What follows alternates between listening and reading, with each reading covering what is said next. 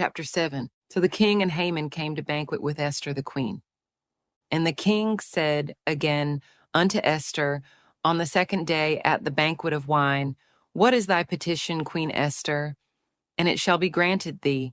And what is thy request? And it shall be performed, even to the half of the kingdom.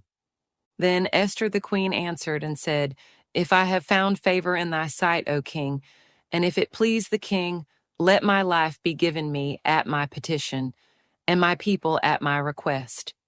For we are sold, I and my people, to be destroyed, to be slain, and to perish. But if we had been sold for bondmen and bondwomen, I had held my tongue, although the enemy could not countervail the king's damage.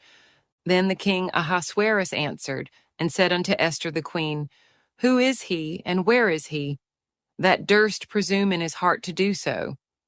And Esther said, The adversary and enemy is this wicked Haman. Then Haman was afraid before the king and the queen. And the king, arising from the banquet of wine in his wrath, went into the palace garden, and Haman stood up to make request for his life to Esther the queen, for he saw that there was evil determined against him by the king. Then the king returned out of the palace garden into the place of the banquet of wine, and Haman was fallen upon the bed whereon Esther was. Then said the king, Will he force the queen also before me in the house? As the word went out of the king's mouth, they covered Haman's face. And Harbona, one of the chamberlains, said before the king, Behold also the gallows 50 cubits high, which Haman had made for Mordecai, who had spoken good for the king, standeth in the house of Haman. Then the king said, Hang him thereon.